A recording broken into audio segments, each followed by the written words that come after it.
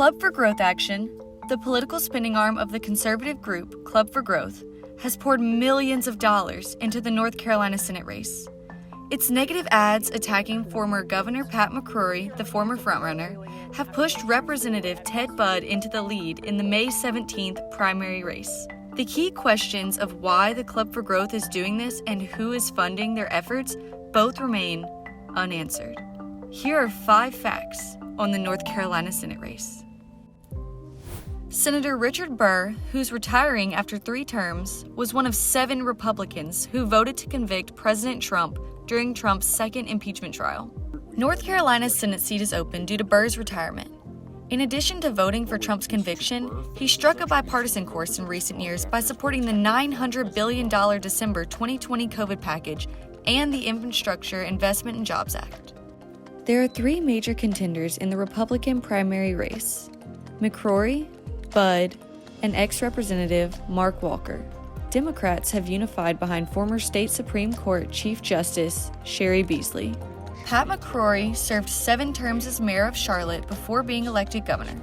McCrory became the youngest mayor of North Carolina's largest city at age 39 and went on to serve for 14 years, the longest ever tenure for a Charlotte mayor.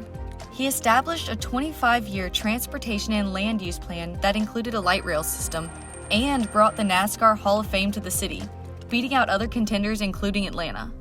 When McCrory became governor in 2013, North Carolina had the nation's 4th highest unemployment rate and a state budget deficit. By the end of McCrory's tenure, which included reductions in both personal and business income taxes, the state had a $450 million budget surplus, and the state's unemployment rate was less than 5%, compared to a 10.7% when he took office. Ted Budd is in his 3rd term in Congress. He's held no other elected or public office. Budd, a gun shop owner, won a 17-way primary in North Carolina's 13th district in 2016 with just 20% of the votes. He was boosted by $500,000 spent on his behalf by Club for Growth Action in a primary in which fewer than 32,000 people voted. Although the media has never reported why the group has been such an enthusiastic supporter of Budd, there's a speculation in North Carolina's political circles that his family's vast wealth is a factor. Budd's father founded the Budd Group, a facility service company with revenues topping $134 million per year. The Budd Group received a $10 million Paycheck Protection Program loan in 2020. In the House, Budd became a member of the Freedom Caucus and objected to certification of electoral votes from the 2020 presidential election. Budd, who has won an endorsement from Donald Trump that surprised many Trump loyalists, has refused to debate his primary rivals. The club was initially anti-Trump, spending heavily against him early in the 2016 campaign. But the club has shifted into an alliance with Trump, backing many of the far-right candidates he supports, uniting the former president, the Deep Pocket organization, and the House Freedom Caucus into a force driving the GOP to the extremes. The Club for Growth has spent about $14 million on Budd's behalf so far. That's compared to the $8.1 million the 4 leading candidates themselves raised in all of 2021.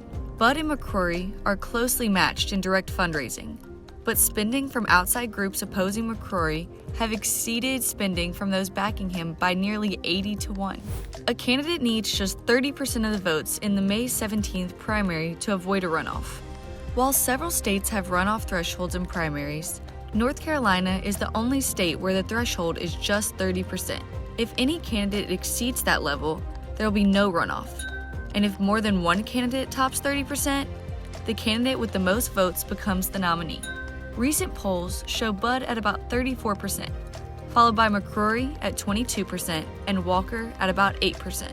McCrory led the polls before the Club for Growth spending began. And that's what you need to know about the North Carolina Senate race.